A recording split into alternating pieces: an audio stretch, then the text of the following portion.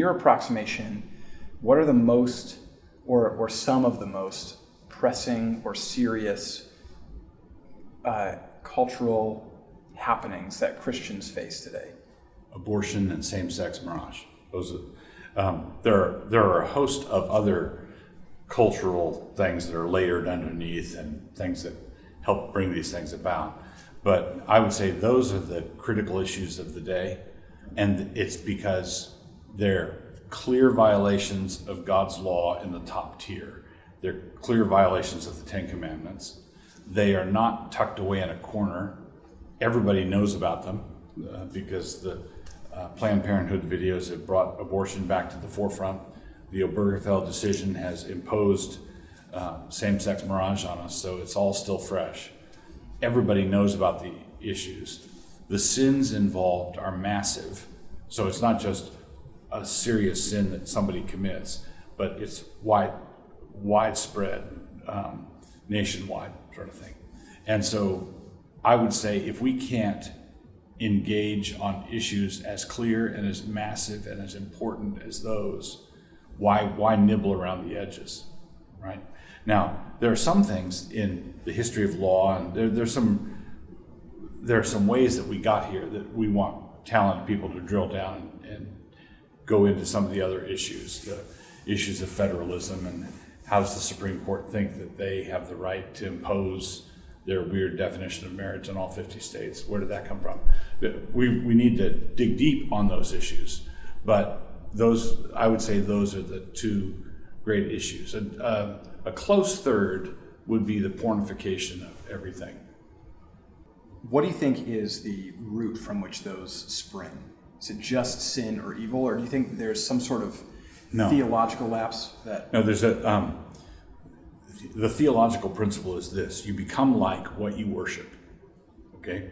So this G.K. Beale wrote a great book by that title. And the principle is clearly seen in places like Psalm 115. So they make idols. The idols have eyes, but they see not, ears, but they hear not, noses, but they smell not, goes down through the list. And this is, those that make them are like unto them. So you become like what you worship. On the Christian side, we with unveiled face are being transformed from one degree of glory to another as we behold the glory of God in the face of Jesus Christ. So we become like what we worship. When Jesus Christ appears, we will become like him because we will see him as he is. To the extent we see him in worship, we are becoming more and more like him. To the extent our idolatrous culture is worshiping their idol, they become more and more like that. Okay, well, what idol does our culture worship? Well, it's a materialistic culture. We worship time and chance acting on matter. So evolution. Okay? Now what that means is that we believe it's axiomatic in the academy and all the way down in education, down to kindergarten. It's axiomatic that the world got here by evolutionary means. And that principle is that absolutely anything can turn into absolutely anything else. Transformation is the name of the game. Metamorphosis is the name of the game. All right, that's what evolution is. All right, so if in the beginning was a hydrogen that exploded, and that hydrogen eventually became walruses and elephants and the Taj Mahal and Princess Di, and if hydrogen can do that, then why can't a dude put on a wig and use the ladies' room? Right? So our culture is becoming like what we worship. We believe our ultimate value is ultimate change. Nothing is fixed. There is no nature. Nature doesn't have a nature. It's just this massive amount of Play-Doh that anything can be imposed on. Well, that explains Michael Jackson's face, right? Right. He thought, my race is up to me. My skin color is up to me. As though that's a choice that I can make. Well, that makes sense given what our culture is worshiping. Those choices make sense. Caitlyn Jenner makes sense, aka, Bruce Jenner, aka Caitlyn Jenner. The trans movement makes sense because we think that the human race is basically all the parts for Mr. Potato Head, and you can make anything you want, and you don't even need the potato, right? Because that's too confining. So, but Christians believe that God created the heavens and the earth. It has a fixed nature. That fixed nature cannot be altered by us. God created us male and female. We have a fixed nature. That cannot be altered by us. That nature declares and reflects the image of God. That can't be altered by us. So it goes back to what Anthony Esselin was saying tonight, that our job is to respect what's there, not create. We don't create ex nihilo. So we have to find what God did, respect and honor the nature of things, and work with the grain. But how would an idolatrous focus on a system wherein the focus is to bring one's genes into the next sort of generation, an obsessive and idolatrous focus on the survival of the fittest and a continuation of the human race through that system, be something that would lead to an institution that is essentially sterile and to the killing of one's children so that they would not create the next. That's not a silly question at all. It's a profound question. And what it points to is this. The only faith, the only axiomatic faith that can begin with true premises and reason out to no self-contradiction is the Christian faith. Everybody else has to start with axiom A, and then they reason for a while, and they have to get at some point to not A. Every idolatrous system not only causes the worshipers to conform to that reality, but part of that reality is contradictory, right? Yeah. So and so, all idolatries have contradictions built into them. Does that make sense? It does make sense. So rationalism leads directly in a straight line to irrationalism. Right. Yes. So an example would be if all my thoughts, if I'm a rationalist and I say I base everything on reason, and I say, and what does reason tell you? Well, that all my thoughts are time and chance. I've got a brain soup here, thinking thoughts. And I'd say, okay, that being the case, your thoughts are just brain gas, right? Right. Mm-hmm. So what reason do you have for believing your thoughts to be true? Okay, so rationalism leads directly to irrationalism. Right? So you have the same sorts of contradictions embedded in the evolutionary system. The early forms are all about propagation of genes and survival of the species and so on. And now they've embraced a dead-end fruitlessness. That's a contradiction. You're right to point out that it's a contradiction, and we should ask them about it. It's really interesting. Just this past week, my denomination, I'm a part of the Christian Reformed Church. Okay. We met in a classis meeting with regional groups of churches, and the editor of Christianity Today shared something that he's been working on, and he had 4 different quadrants related to vulnerability and power. He said that image bearing is in the quadrant of great power and great vulnerability. Okay. And he said that idolatry is in the quadrant of no vulnerability but great power, because he said that's what an idol always promises, is that you shall not die and you will be like God. Mm-hmm. No vulnerability. And he said that idolatry always takes you from that quadrant to no power, total vulnerability, which is poverty. And so his point was that idolatry is always contradicts itself, right? It always takes you from what it promises to absolute. Yeah, it's all it lies. The devil's the father of liars. Yeah. So you mentioned that particularly abortion, same-sex mirage, are the 2 major cultural forces that Christians face.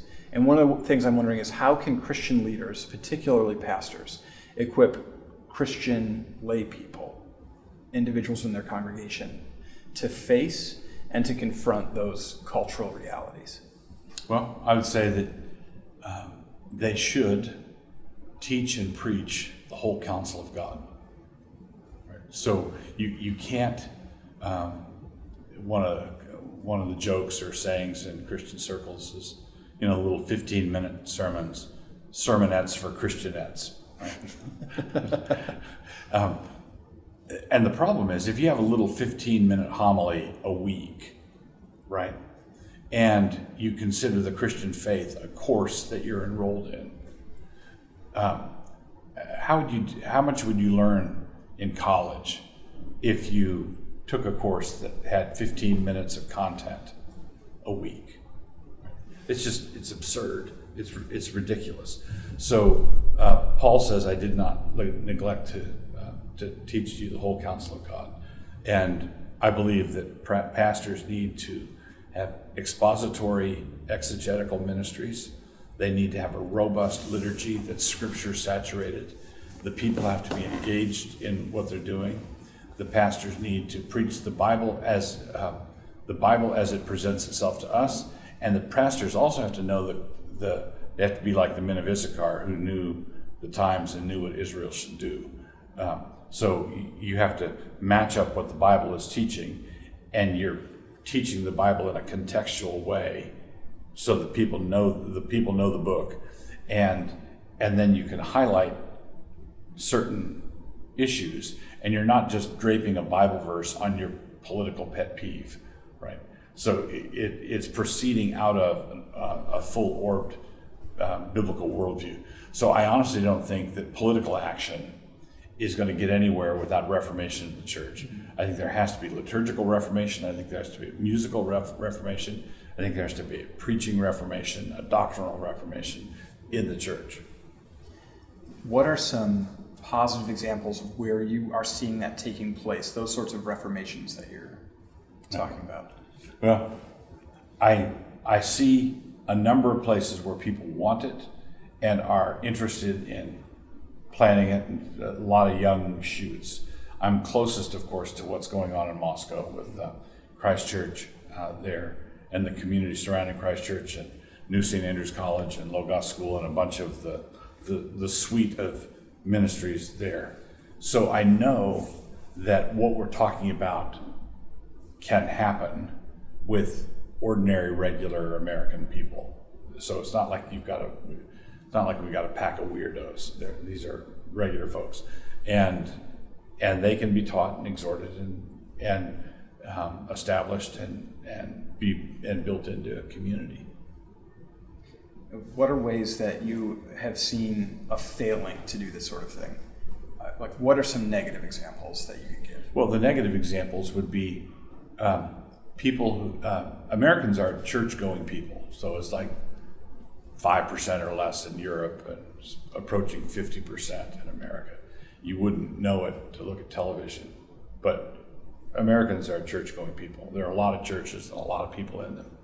But in those churches, there's a tendency for people to drive to them. They drive half hour, 40 minutes to church. They sit in the church and they listen. They're entertained by music conducted from up front that they don't participate in. It's like going to a concert or a concert and a lecture. They participate in the extent that they listen to it. They're there, and then, amen, they're out the door. And they're down the road again, back home. And there's no community life. There's no organic connectedness. These people are not it's just not a community. And I don't think that this is a function of urban development, because I'm not speaking here doctrinally or as though I approve of the teachings, but the Amish have a very tight community, and they're rural. But Brooklyn Jews have a very tight community, and they're urban. Right? So it's not. I don't think our looseness in our love for one another is a function of urban, suburban, or rural. I think it's a function of us not caring. That sounds like you're describing a lot of churches that I could that would come to mind. Right. Lecture and a little music. How did it come to be that way? Because this is what I've known my whole life. Right. Was there a time, I'm assuming there was a time when this didn't characterize churches, and what sort of brought us to this place? Yeah, yes, there was a time when this didn't characterize churches, and I think we walked away from the older, robust forms of worship, and I think we walked away from it in baby steps, and worship was recognizably traditional, dignified, solemn, joyful across the Christian world up to the 60s. Okay, so I remember the old forms when I was I remember the old forms. And in the late 60s, a number of things blew apart. And the Jesus movement, which I think was actually beneficial in lots of ways. I think a lot of good things came out of the Jesus movement. But there were some, it's sort of like the first Great Awakening. Whitfield did a lot of good, a lot of people were saved. But it also took the value of the institutional church down a couple of notches. A similar thing happened in the late 60s, early 70s with the Jesus movement. Americans, already individualistic, became even more individualistic. I'm not religious or denominational. I'm very spiritual. Yeah. What would you suggest, or what would you say to young ministers in the church that may want for there to be liturgical and preaching renewal in the congregation, but when they strive to do that, the individuals who are still in their middle age and likely constitute a significant amount of the power within the congregation say, no, what you're suggesting is in fact the problem. And what we need is more of, retreat from liturgy, retreat from hymnody, retreat from theological. Yeah, I would say that's the sort of thing you don't win by imposing on anybody. You can't win. I would say the way to establish this, I'm fond of saying pull, don't push. Okay, pull, don't push. If you're trying to reform a church by pushing a bunch of stuff on them, you're just going to get people's back up. They're going to resist you. Then you're going to have a church fight, and you're responsible for the church split. Don't try to get the church to sing psalms. Have a Thursday night psalm sing at your house, right? And invite friends. And you're not. If you're trying to get the church to sing psalms, your mission could either be excitement over psalm singing or being a pain in the neck to the old timers, right? But if you invite people to your house to sing psalms, and you're doing it because you want to sing psalms, all right? So what are you going to do if you've got this moribund church that's chugging along, and they're trying to find a good bass player and a drummer? Because we need to attract the youth of today. We have to. And you've got a Thursday night psalm sing with 50 college students, just coming and singing psalms. You've got an argument there. You've got something you can point to. You can say, hey, we can move the psalm sing to the church Thursday night, right? And that's an example of pulling, don't push. No, pull, don't push. That's really good. The last sort of thing I want to talk about is how would you advise regular Christians that might not be in any sort of place of authority or power, have any kind of cultural influence or cachet? How would you encourage them to engage the issues that you mentioned of same-sex practice, abortion, the pornification of the country? How can they best address those issues? Okay, there's the stories told of Vince Lombardi. One time his team had suffered an embarrassing defeat, and he was chewing them out in the locker room afterwards. And he said, man, we have to get back to fundamentals, just back to fundamentals. And then he said, this is a football. All right, so you go way back to fundamentals. Obviously, I would say, if you want to be a culture shaper, culture maker, culture shaper, the first thing you want to do is find a sweet woman and marry her, have kids, take care of your kids, love their mother, provide them with a Christian education. Health is fundamentally most important at the cellular level in the families and the local churches, that sort of thing. So I'd say pursue that. So we might call that fruit of the Spirit cultural engagement. Mm-hmm. Love Jesus, read your Bible, love your wife, that sort of thing. But then there's what you might call the vocational engagement aspect of it. Okay, yeah, I got it. I do love my wife. I do love my kids. They love their school. Things are going great. But I want to do more. Okay, I would say, okay, what are you good at? Okay, what are you good at? If you're a writer, start writing. If you're good with a camera, start snapping pictures. If you want to make short films, make a short film. Don't wistfully pine. Well, nobody would buy it. Nobody would pick it up. Nobody would. I have a friend, my friend Darren Doan, who's got a movie studio, and he moved to Moscow. He's got a studio in Moscow now. He's got a challenge for young filmmakers who say, "I want to train with you," or "I want to mentor with you," and he'll say something like, "I'll consider working with you if you film 30 sunrises in a row. I want you up out of bed 30 days in a row and film 30 consecutive sunrises. And if it's a gray, dull, film it. If it's a beautiful, film it." So there's no substitute for doing. And Chesterton once said, anything worth doing is worth doing badly, which means that when you start writing, it's going to start writing poetry, start making films, they're going to be bad or not as good as they could be. Well, that's how you're learning your chops. You're learning your craft. So I think that we ought to spend. I'm grateful for the people who are saying no to the corruption of filth that's pouring out of Hollywood, for example. But the best thing in the world we could do is make movies that are edifying, entertaining. That good movies that compete.